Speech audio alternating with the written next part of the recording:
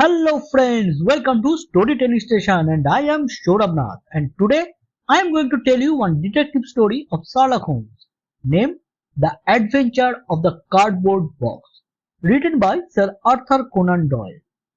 Now let's start the story.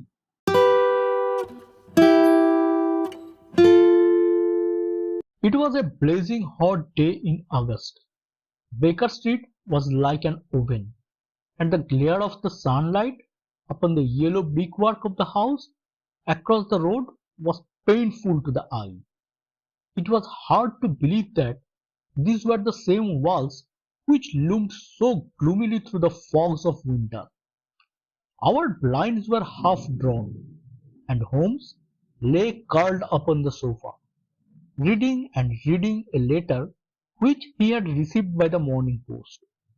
For myself, my term of service in India had trained me to stand heat better than cold, and the thermometer at 90 was no hardship, but the morning paper was uninteresting. Parliament had risen, everybody was out of town, and I yearned for the glades of the New Forest or the single of the South Sea.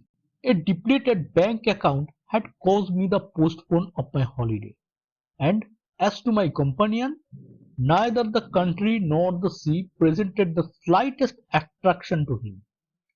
He loved to lie in the very center of 5 millions of people, with his filaments stretching out and running through them, responsive to very little rumor or suspicion of unsolved crime. Appreciation of nature found no place among his many gifts, and his only change was when he turned his mind from the evildoer of the town to track down his brother of the country. Finding that Holmes was too absurd for conversation, I had tossed aside the barren paper and leaning back in my chair, I fell into a brown study.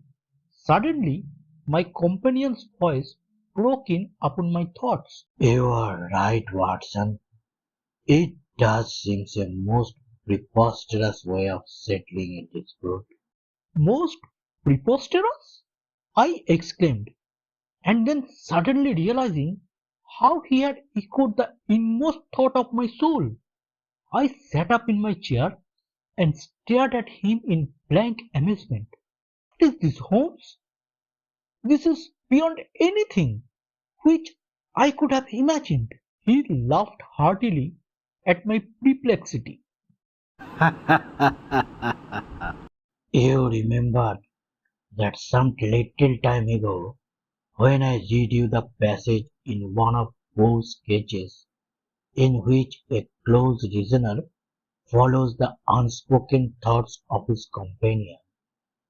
You were inclined to treat the matter as a mere to the force of the author, on my remarking that I was constantly in the habit of doing the same thing. You expressed incredulity. Oh, no. Perhaps not with your tongue, my dear Watson, but certainly with your eyebrows. So, when I saw you throw down your paper and enter upon a train of thought, I was very happy to have the opportunity of reading it off, and eventually of breaking into it, as a proof that I had been a raptor with you. But in the example which you read to me, the reasoner drew this conclusion from the action of the man whom he observed. If I remember right, he stumbled over a heap of stones, looked up at the stars, and so on. But I have been seated quietly in my chair, and what clues can I have given to you? You do yourself an injustice. The features are given to man as the means by which he shall express his emotions, and yours are faithful servants. Do you mean to say that you read my train of thoughts from my features? Your features, and especially your eyes, Perhaps you cannot yourself recall how your reverie commenced. No, I cannot. Then I will tell you. After throwing down your paper, which was the action which drew my attention to you, you sat for half a minute with a vacant expression. Then your eyes fixed themselves upon your newly framed picture of General Gordon, and I saw by the alteration in your face that a train of thought had been started.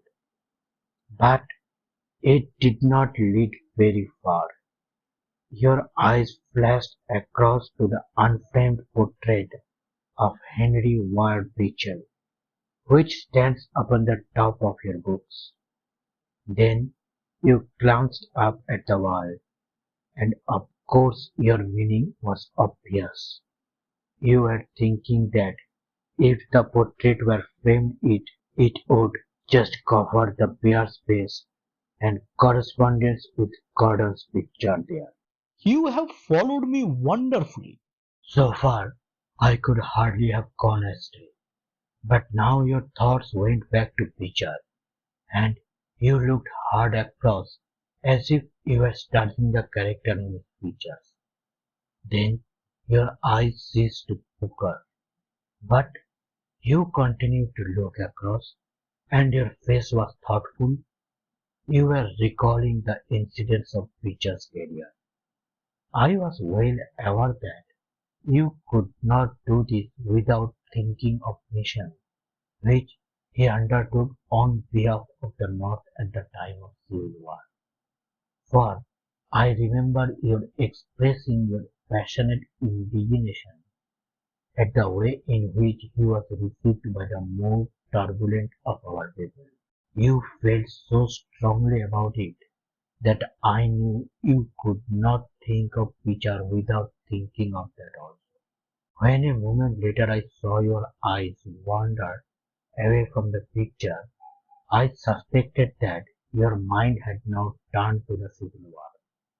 And when I observed that your lips said, your eyes sparkled, and your hands clenched, I was positive that you were indeed thinking of that gallantry which was shown by both sides in that desperate struggle. But then again your face grew sadder. You shook your head. You were dwelling upon the sadness and horror and useless waste of life. Your hands stole towards your own old wound, and a smile quivered on your lips, which showed me that the ridiculous side of the method of settling international questions had forced itself upon your mind. At this point, I agreed with you that it was preposterous, and was glad to find that all my deductions had been correct. Absolutely. And now that you have explained it, I confess that I am as amazed as before. It was very superficial, my dear Watson, I assure you. I should not have intruded it upon your attention had you not shown some incredulity the other day. But I have in my hands here a little problem, which may prove to be more difficult of solution than my small essay in thought reading. Have you observed in the paper a short paragraph referring to the remarkable contents of a packet sent through the post of Miss Gussie of Cross Street, Croydon? No, I saw nothing. Ah, then you must have overlooked it. Just toss it over to me. Here it is, under the financial column. Perhaps you would be good enough to read it loud. A gruesome packet. Miss Susan Cousin, living at Cross Street, Corridon, has been made the victim of what must be regarded as a peculiarly revolting practical joke, unless some more sinister meaning should prove to be attached to the incident. At 2 o'clock yesterday afternoon, A small packet wrapped in brown paper was handed in by the postman. A cardboard box was inside, which was filled with coarse salt. On emptying this, Miss Cushing was horrified to find two human ears, apparently quite freshly served. The box had been sent by parcel post from Belfast upon the morning before. There is no indication as to the sender, and the matter is the most mysterious, as Miss Cushing, who is a maiden lady of 50, has led a most retired life, and has so few acquaintances or correspondents that it is a rare event for her to receive anything through the post. Some years ago, however, when she resided at Paint, she let apartments in her house to three young medical students, whom she was obliged to get rid of on account of their noisy and irregular habits. The police are of opinion that this outrage may have been perpetrated upon Miss Cushing by these youths, who owed her a grudge and who hoped to frighten her by sending her these relics of the dissecting rooms. Some probability is lent to the theory by the fact that one of the students came from the north of Ireland and, to the best of Miss Cousin's belief, from Belfast. In the meantime, the matter is being actively investigated. Mr. Lestrade, one of the very smartest of our detective officers, being in charge of the case.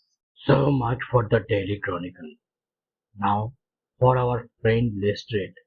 I had a note from him this morning, in which he says, I think that this case is very much in your line.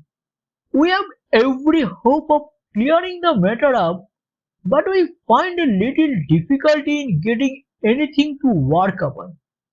We have, of course, wired to the Belfast post office, but a large number of parcels were handed in upon that day, and they have no means of identifying this particular one, or of remembering the sender. The box is a half-pound box of honeydew tobacco and does not help us in any way.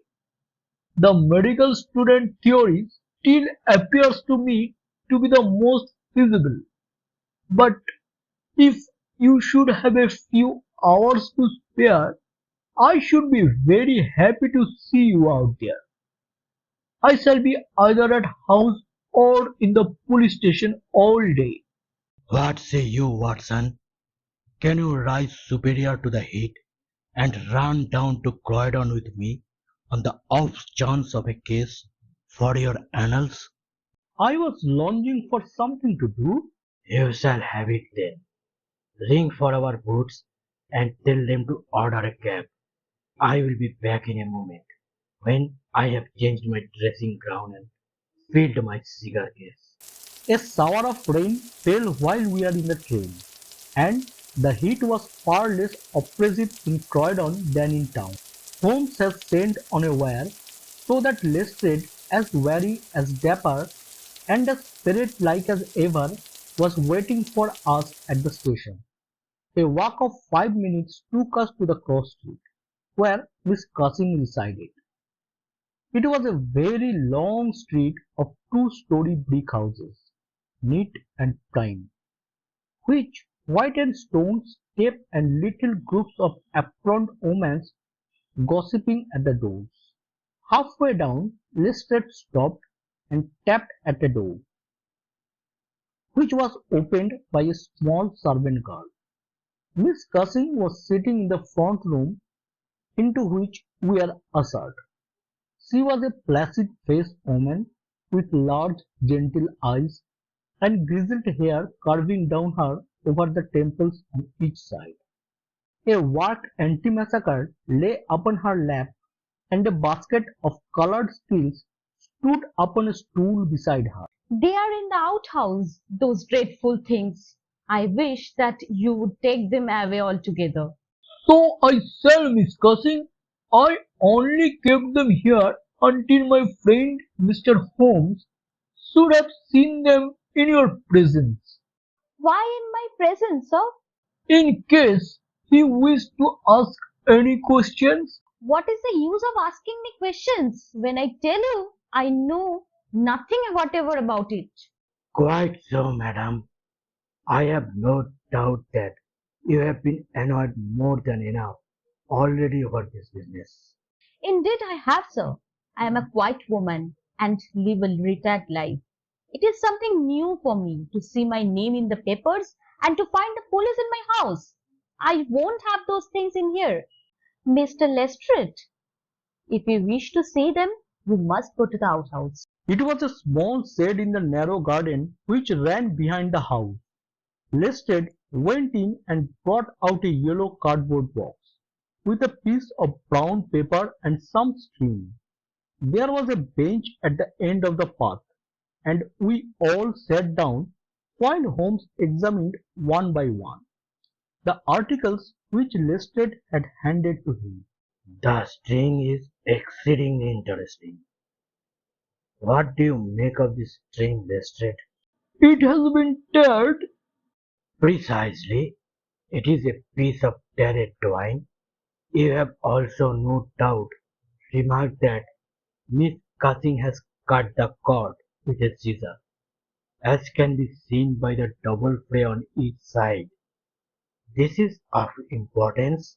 I cannot see the importance. The importance lies in the fact that the knot is left intact, and that this knot is of a peculiar character.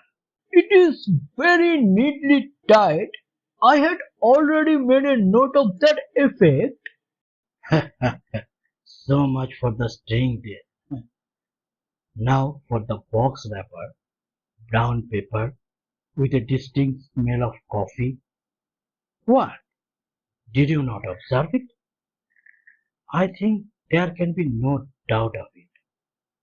Address printed in rather strangling character. Miss S. Cushing, Cross Street, Corridor. Done with a broad point pen, probably a J, and with very inferior ink. The word Corridon has been originally spelled with an I, which has been changed to Y. The parcel was directed then by a man. The printing is distinctly masculine, of limited education, and unacquainted with the town of Corridon. So good, so far. The box is yellow, half-pound honeydew box with nothing distinctive save two thumb marks at the left bottom corner. It is filled with rough salt of the quality used for preserving hides and other of the coarsest commercial purposes, and embedded in it are these very singular enclosures. He took out the 2 yards as he spoke, and laying a board across his knee, he examined them minutely, while Lested and I, bending forward on each side of him, glanced alternately at these dreadful relics and at the thoughtful, eager face of our companion. Finally, he returned them to the box once more and sat for a while in deep meditation. You have observed, of course, that the yards are not a pair. Yes, I have noticed that. But if this were the practical joke of some students from the dissecting rooms, it would be as easy for them to send 2 odd years as a pair. Precisely, but this is not a practical joke. You are sure of it? The presumption is strongly against it. Bodies in dissecting rooms are injected with preservative fluid. These years bear no signs of this. Their flesh too. They have been cut off with a blunt instrument. which would hardly happen if a student had done it. Again, carbolic or rectified spirit would be the preservatives which would suggest themselves to the medical mind. Certainly not rock salt. I repeat that there is no practical joke here, but that we are investigating a serious crime. A vague thrill ran through me as I listened to my companion's words, and saw the strained gravity which had hardened his features. These brutal preliminaries seemed to shadow forth some strange and inexplicable horror in the background. Lestrade, however, shook his head like a man who is only half convinced. There are objections to the joke theory, no doubt, but there are much stronger reasons against the other. We know that this woman has led a most quiet and respectable life at Penge, and here for the last 20 years. She has hardly been away from her home for a day during that time.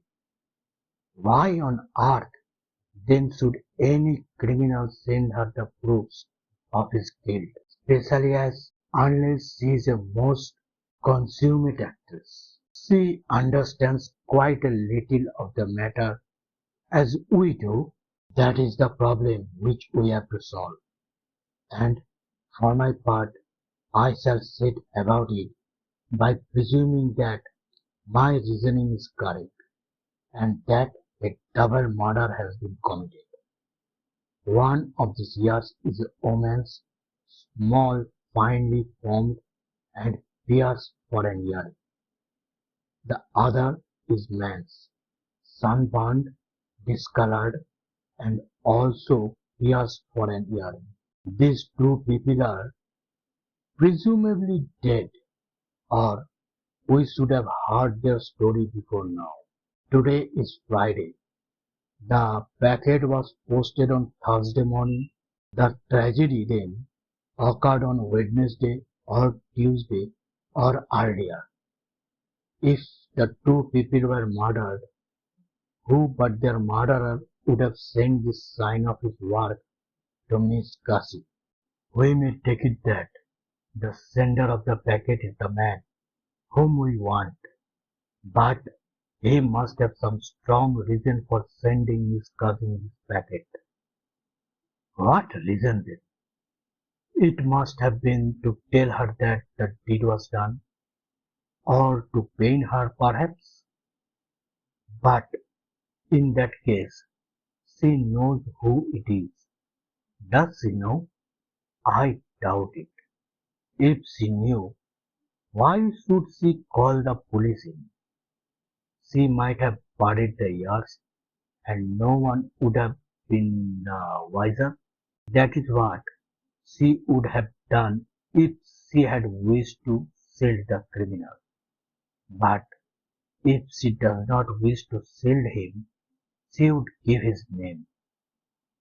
There is a danger here which needs straightening out. He had been talking in a high, quick voice, staring blankly up over the garden fence, but now he sprang briskly to his feet and walked towards the house.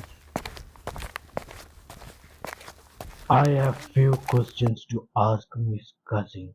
In that case, I may leave you here, for I have another small business on hand. I think that I have nothing further to learn from Miss Cousin. You will find me at the police station. We shall look in on our way to the train. A moment later, he and I were back in the front room, where the impassive lady was still quietly working away at her antimacassar. She put it down on her lap as we entered, and looked at us with her frank, searching blue eyes. I am convinced, sir, that this matter is a mistake and that the parcel was never meant for me at all. I have said this several times to the gentleman from Scotland Yard, but he simply laughs at me. I have not an enemy in the world, as far as I know. So why should anyone play me such trick? Taking a seat beside her, Holmes said, I am coming to be of the same opinion, Miss Cousin. I think that it is more than probable. he paused, and I was surprised on glancing round to see that he was staring with singular intentness at the lady's profile. Surprise and satisfaction were both for an instant to be read upon his eager face. Though, when she glanced around to find out the cause of his silence, he had become as demure as ever. I stared hard myself at her flat, grizzled hair, her trim cap, her little gilt earrings, her flaccid features, but I could see nothing which could account for my companion's evident excitement.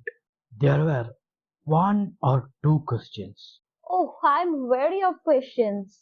You have two sisters, I believe. How could you know that?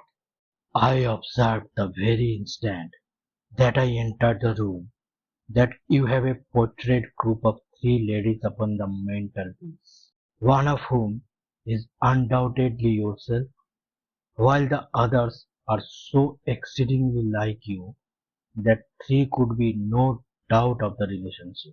Yes, you are quite right. Those are my sisters, Sarah and Mary.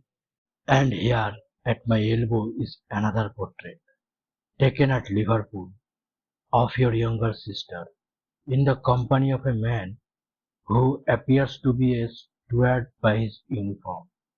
I observed that she was unmarried at the time. You are very quick at observing. That is my trade. Well, you are quite right. But she was married to Mr. Browner a few days afterwards. He was on the South American line when that was taken. But he was so fond of her that he couldn't abide to leave her for so long, and he got into the Liverpool and London boats. Ah, the conqueror, perhaps.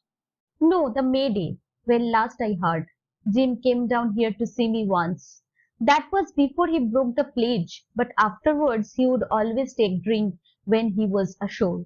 And the little drink would send him stark, staring mad. Ah, it was a bad day, that ever he took a glass in his hand again.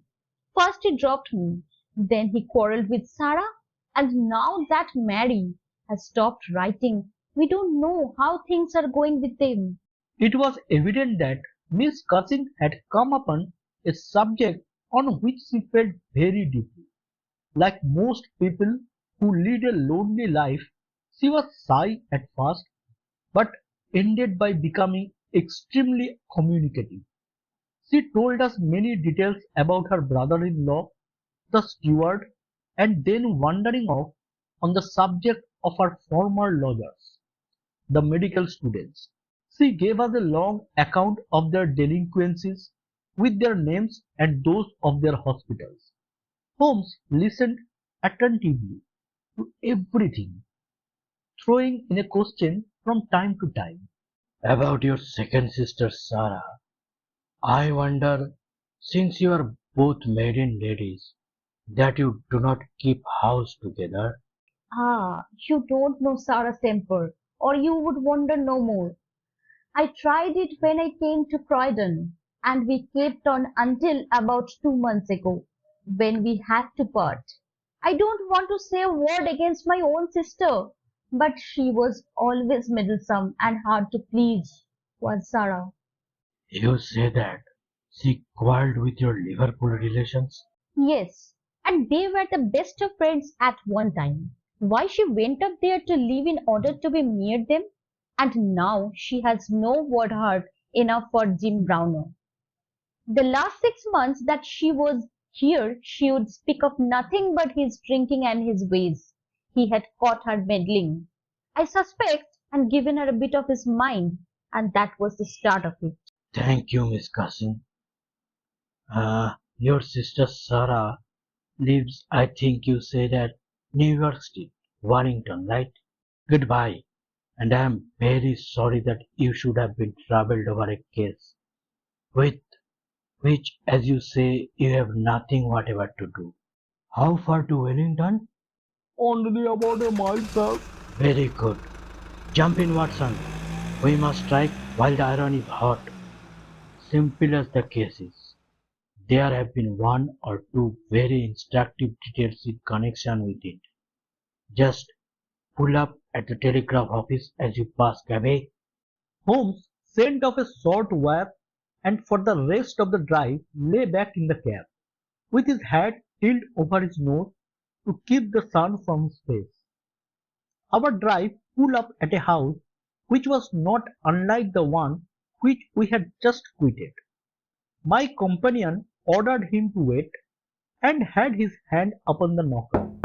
When the door opened, a grave young gentleman in black with a very shiny hat appeared on the step. Is Miss Cousin at home? Miss Sarah Cousin is extremely ill. She has been suffering since yesterday from brain symptoms of great severity. As our medical advisor, I cannot possibly take the responsibility of allowing anyone to see her. I should recommend you to call again in 10 days maybe. He drew on his gloves, closed the door, and marched off down the street. Well, if we can't, we can't. Perhaps she could not or would not have told you much. I did not wish her to tell me anything. I only wanted to look at her. However, I think that I have got all that I want. Drive us to some decent hotel cabin where we may have some lunch, and afterwards we shall drop down upon friend Lestrade at the police station. We had a pleasant little meal together, during which Holmes would talk about nothing but violence. The afternoon was far advanced and the hot glare had softened into a mellow glow before we found ourselves at the police station. Lestrade was waiting for us at the door.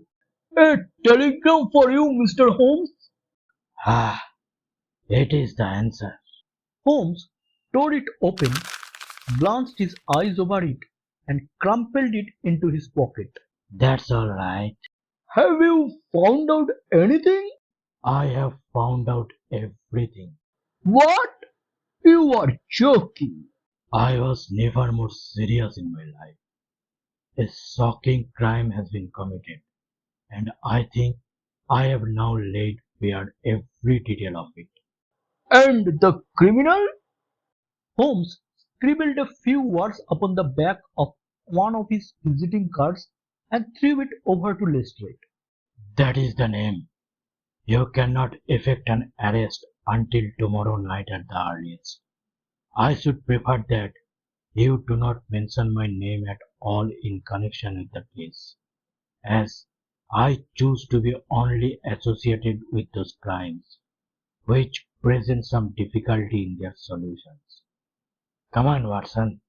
We strode off together to the station, leaving Lestrade still staring with a delighted face at the card which Holmes had thrown him. As we chatted over our cigars that night in our rooms at Baker Street, Sherlock Holmes said, The case is one where, as in the investigations which you have chronicled under the names of A Study in Scarlet and of The Sign of Four, we have been compelled to reason backward from effect to cause. I have written to Lestrade asking him to supply us with the details which are now wanting, and which he will only get after he had secured his man, that he may be safely trusted to do. For although he is absolutely devoid of reason, he is as tenacious as a bulldog when he once understands what he has to do. And indeed, it is just this tenacity which has brought him to the top at Scotland Yard. Your case is not complete then. It is fairly complete in essentials. We know who the author of the revolting business is, although one of the victims still escapes us. Of course, you have formed your own conclusions. I presume that this Jim Browner, the steward of a Liverpool boat, is the man whom you suspect. Oh, it is more than a suspicion. And yet I cannot see anything save very vague indications. On the contrary to my mind, nothing could be more clear. Let me run over the principal steps. We approached the case, you remember, with an absolutely blank mind, which is always an advantage. We had formed no theories. We were simply there to observe and to draw inference from our observation. What did we see first? A very placid and respectable lady, who seemed quite innocent of any secret, and a portrait which showed me that she had two younger sisters. It instantly flashed across my mind that the box might have been meant for one of these. I set the idea aside as one which could be disproved or confirmed at our leisure. Then we went to the garden, as you remember, and we saw the very singular contents of the little yellow box. The string was of the quality which is used by sailor makers aboard ship, and at once a whiff of the sea was perceptible in our investigation. When I observed that the knot was one which is popular with sailors, that the parcel had been posted at a port, and that the male ear was pierced for an earring, which is so much more common among the sailors than landsmen, I was quite certain that all the actors in the tragedy were to be found among our seafaring classes. When I came to examine the address of the packet, I observed that it was to Miss S. Cussing. Now the older sister would of course be Miss Cussing, and although her initial was S, it might belong to one of the others as well. In that case, we should have to commence our investigation from a fresh basis altogether. I therefore went into the house with the intention of clearing up this point. I was about to assure Miss Cussing that I was convinced that a mistake had been made, when you may remember that I came suddenly to a stop.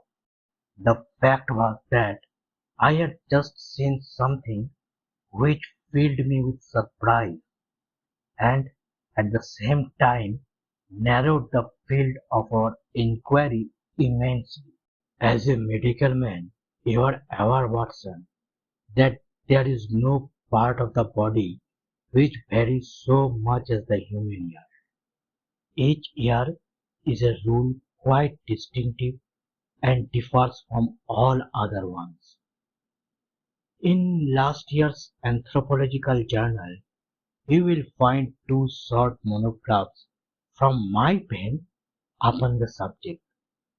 I had therefore examined the ear in the box with the eyes of an expert, and had carefully noted their anatomical peculiarities. Imagine my surprise then, when, on looking at Miss Cousin, I perceived that her ear corresponded exactly with the female ear which I had just inspected. The matter was entirely beyond coincidence. There was the same shortening of the pinna, the same broad curve of the upper lobe, the same convolution of the inner cartilage. In all essentials, it was the same ear.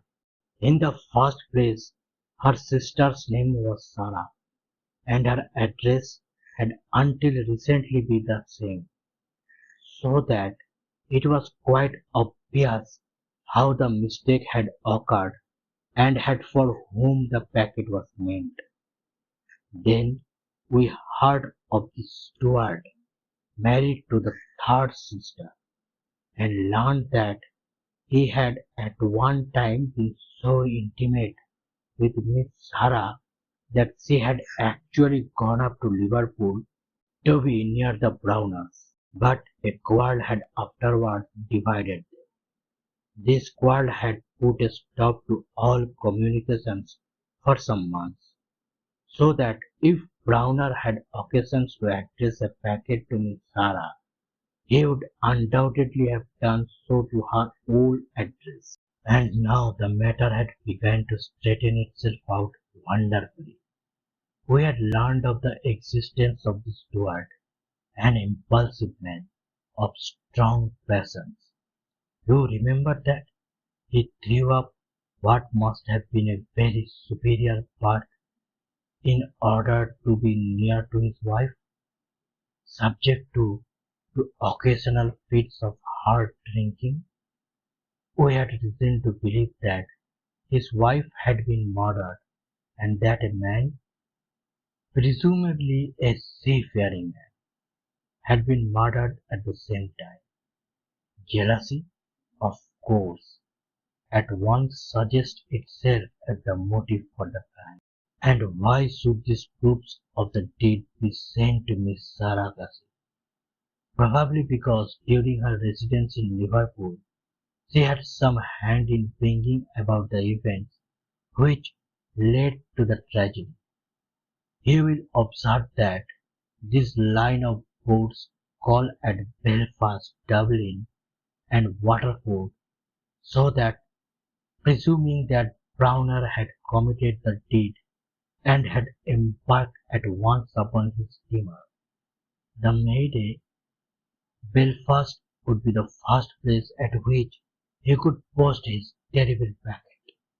A second solution was at this stage obviously possible, and although I thought it exceedingly unlikely, I was determined to elucidate it before going further. An unsuccessful lover might have killed Mr. and Mrs. Browner, and the male heir might have belonged to the husband. There were many grave objections to this theory, but it was conceivable. I therefore sent off a telegram to my friend Elgar of the Liverpool force, and asked him to find out if Mrs. Browner were at home, and if Browner had departed in the Mayday. Then we went on to Wallington to visit Miss Sarah.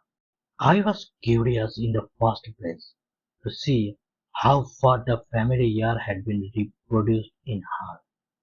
Then, of course, she might give us very important information, but I was not sanguine that she would.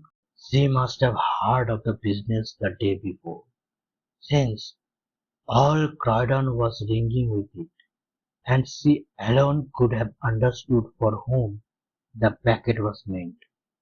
If she had been willing to help justice, she would probably have communicated with the police already. However, it was clearly our duty to see her, so we went. We found that the news of the arrival of the packet, for her illness dated from that time, had such an effect upon her as to bring on brain fever. It was clearer than ever that she understood its full significance, but equally clear that we should have to wait some time for any assistance from her. However, we were really independent for our help. Our answers were waiting for us at the police station, where I had directed Elgar to send them. Nothing could be more conclusive. Mrs. Browner's house had been closed for more than 3 days, and the neighbors were of opinion that she had gone south to see her relatives. It had been ascertained at the shipping office that Browner had left abroad of the May Day, and I calculated that she is due in the Thames tomorrow night. When he arrives, he will be met by the obstinate but resolute Lestrade, and I have no doubt that we shall have all our details filled in. Sherlock Holmes was not disappointed in his expectation.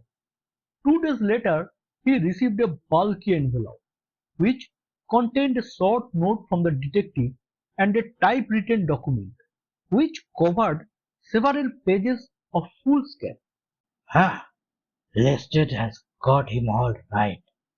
Perhaps it would interest you to hear what it says.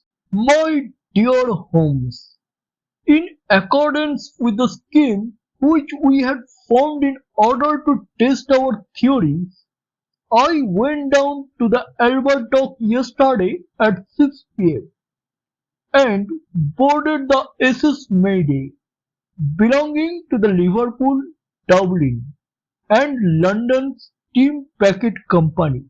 On inquiry, I found that there was a steward on board of the name of James Browner, and that he had acted during the voyage in such an extraordinary manner that the capital had been compelled to relieve him of his duties. On descending to his berth, I found him seated upon a chest with his head sunk upon his hand, rocking himself to and fro.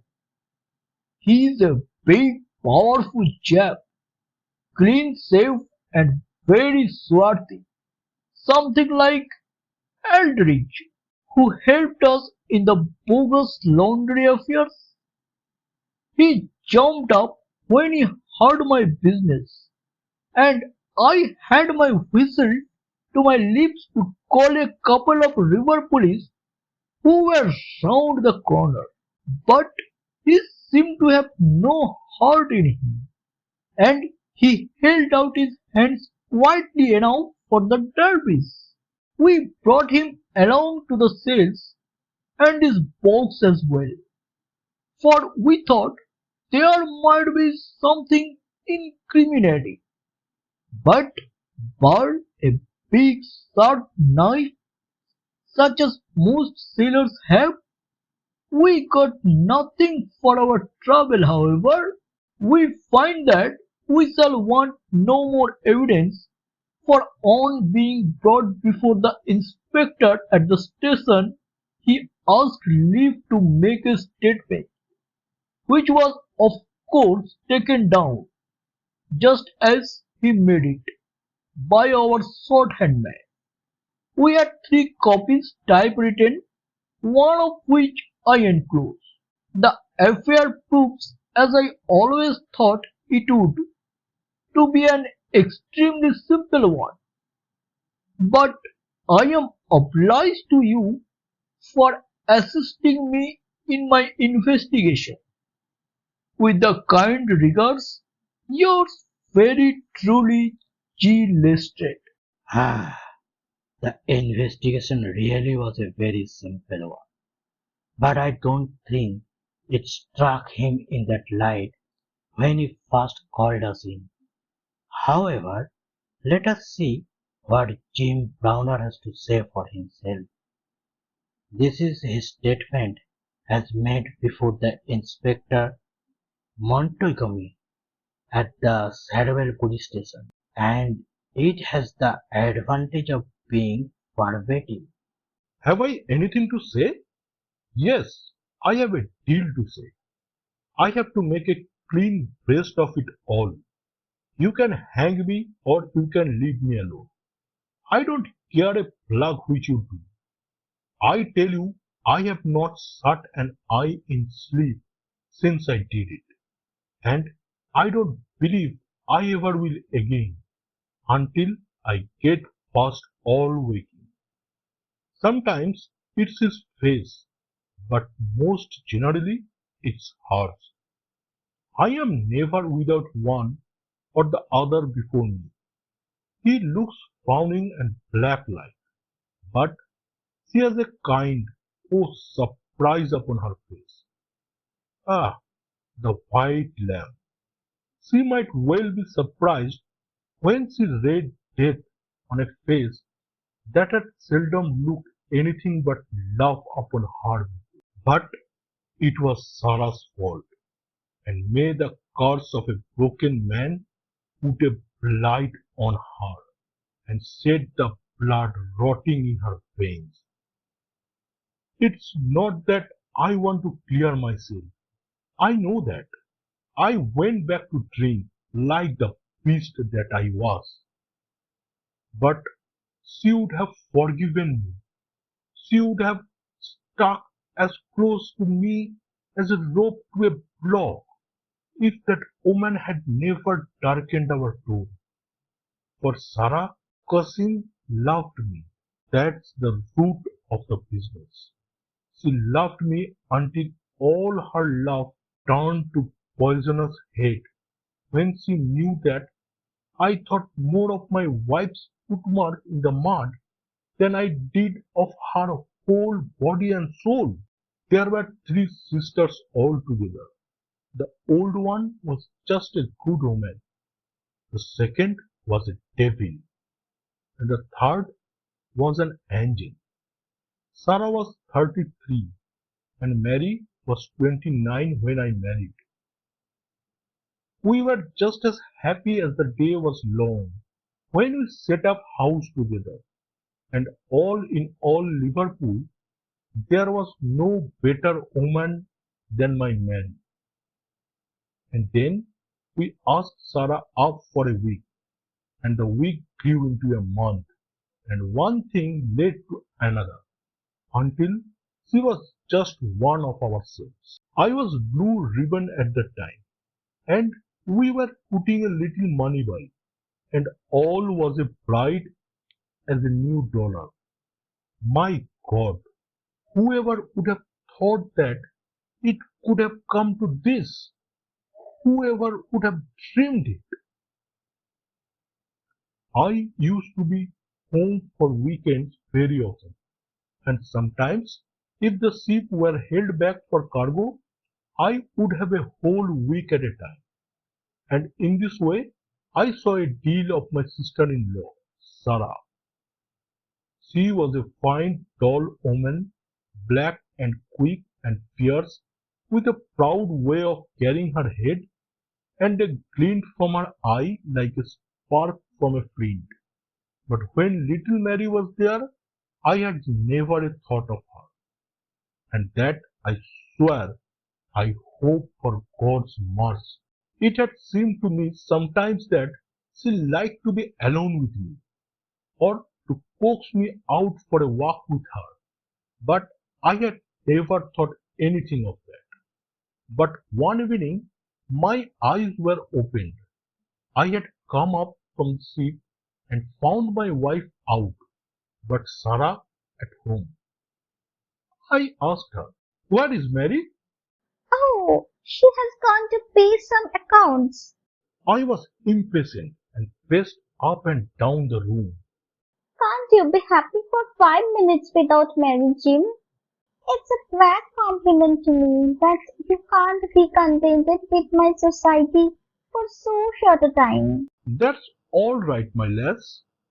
Then, putting out my hands towards her in a kindly way, but she had it both hers in an instant, and they burned as if they were in a fever. I looked into her eyes, and I read it all there. There was no need for her to speak, nor for me either. I frowned and drew my hand away. Then she stood by my side in silence for a bit, and then put up her hand and patted me on the shoulder. Steady, old Jim. And then she ran out of the room. Well, from that time Sarah hated me with her whole heart and soul. And she is a woman who can hate too. I was a fool to let her go on binding with us. A besotted fool. But I never said a word to Mary, for I knew it would grieve her. Things went on much as before. But after a time, I began to find that there was a bit of change in Mary herself.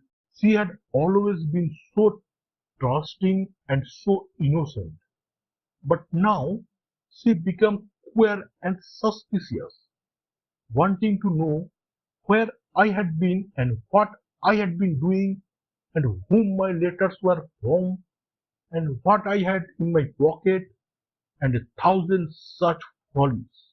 Day by day she grew curer and more irritable, and we had ceaseless rows about nothing.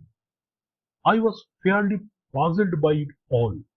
Sarah avoided me now, but she and Mary were just inseparable.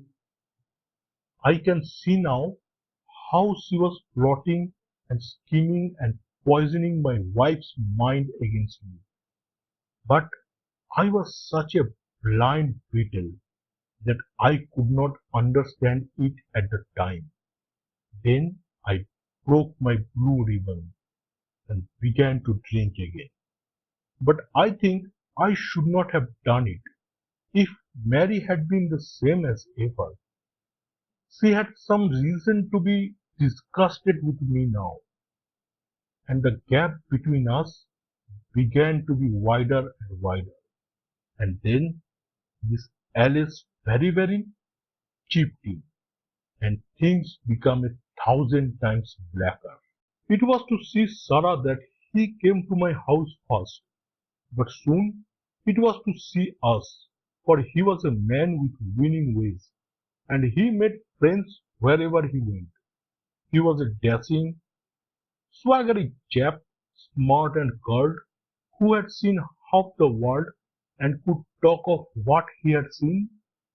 He was good company, I won't deny it, and he had wonderful polite ways with him for a sailorman, so that I think there must have been a time when he knew more of the poop than the forecastle.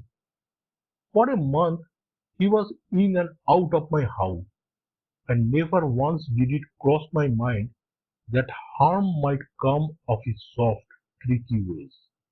And then at last something made me suspect, and from that day my peace was gone forever.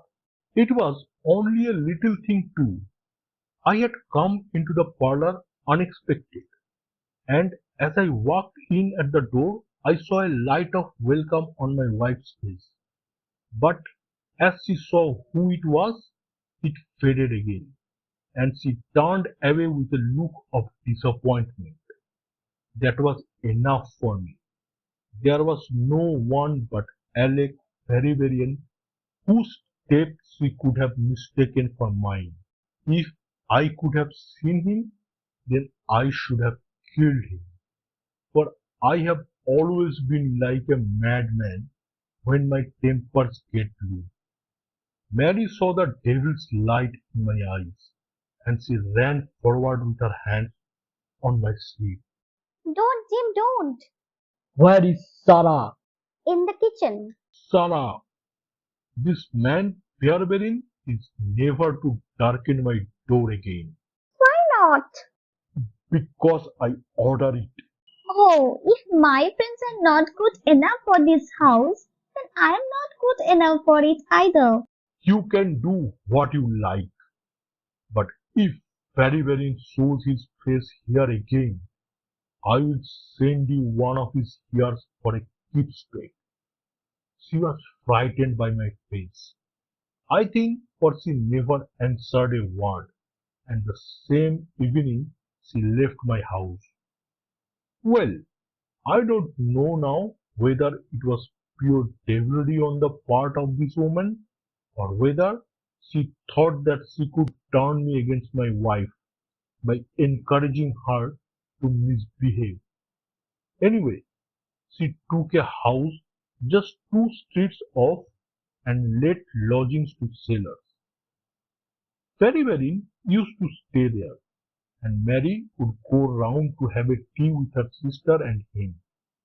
How often she went I don't know, but I followed her one day, and as I broke in at the door of Fairy, got away over the back garden wall, like the cowardly skunk that he was. I swore to my wife that I would kill her if I found her in his company again, and I led her back with me, sobbing and trembling as a white piece of paper. There was no trace of love between us any longer. I could see that she hated me and feared me, and when the thought of it drove me to drink, then she despised me as well. Well, Sarah found that she could not make a living in Liverpool, so she went back, as I understand, to live with her sister in Croydon, and things jogged on much the same as ever at home. And then came this week and all the misery and ruin. It was in this way. We had gone on the Mayday for a round voyage to 7 days, but a hogshead got loose and started one of our plates. It was in this way. We had gone on Mayday for a round voyage of 7 days, but a hogshead got loose and started one of our plates, so that we had to put back into port for 12 hours. I left the ship and came home, thinking what a surprise it would be for my wife, and hoping that maybe she would be glad to see me so soon. The thought was in my head as I turned into my own street, and at that moment a cab passed me, and there she was, sitting by the side of Fairfield, the two chatting and laughing, with never a thought for me as I stood watching them from the footpath. I tell you, and I give you my word for it, that from that moment I was not my own master, and it is all like a dim dream when I look back on it. I had been drinking hard of late, and the two things together fairly turned my brain. There is something throbbing in my head now, like a talker's hammer. But that morning I seem to have all Niagara wheezing and buzzing in my ear. Well, I took to my heels and I ran after the cab. I had a heavy oak stick in my hand, and I tell you I saw red from the first. But as I ran, I got cunning too, and hung back a little to see them without being seen. They pulled up soon at the railway station. There was a good crowd around the booking office, so I got quite close to them without being seen. They pulled up soon at the railway station. There was a good crowd around the booking office, so I got quite close to them without being seen. They took tickets for New Brinton. So did I, but I got it three carriage behind them. When we reached it, they walked along the parade, and I was never more than 100 yards from them. At last, I saw them hire a boat and start for a row, for it was a very hot day, and they thought, no doubt, that it would be cooler on the water. It was just as if they had been given into my hands. There was a bit of a haze, and you could not see more than a few 100 yards. I hired a boat for myself, and I pulled after them. I could see the blur of their craft, but they were going nearly as fast as I, and they must have been a long mile from the shore before I caught them up. The haze was like a curtain all around us, and there were we three in the middle of it. My God, shall I ever forget their faces when they saw who was in the boat that was closing in upon them? She screamed out. He swore like a madman and jabbed at me with an oar, for he must have seen death in my eyes. I got past it and got one in with my stick that crushed his head like an egg. I would have spared her, perhaps, for all my madness, but she threw her arms around him, crying out to him and calling him. Oh, Alec, no! I struck again, and she lay stretched beside him. I was like a wild beast then that had tasted blood.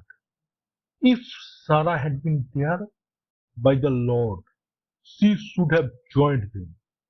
I pulled out my knife, and well there, I have said enough.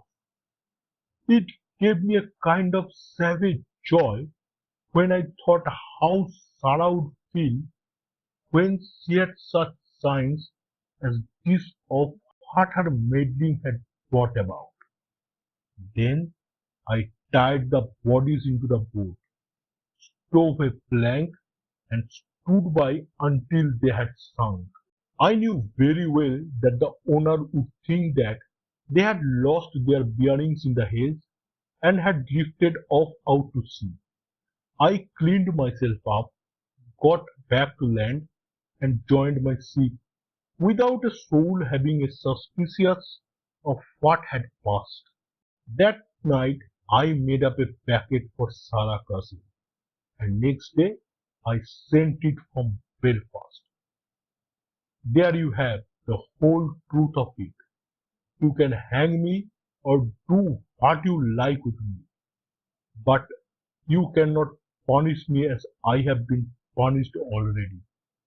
I cannot shut my eyes, but I see those two faces staring at me as they stared when my boat broke through the haze. I killed them quick, but they are killing me slow, and if I have another night of it, I shall be either mad or dead before morning. You won't put me alone into a cell, sir? For pity's sake, don't, and may you be treated in your day of agony as you treat me now. What is the meaning of it, Watson? What object is served by this circle of misery and violence and fear? It must tend to some end, or else our universe is ruled by chance, which is unthinkable. But that end, there is the great standing perennial problem to which human reason is as far from an answer as ever.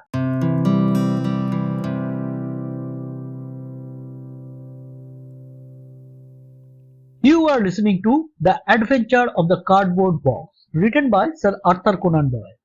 If you like this story, give it a like and share this with your friend. And don't forget to hit the subscribe button below. Thank you.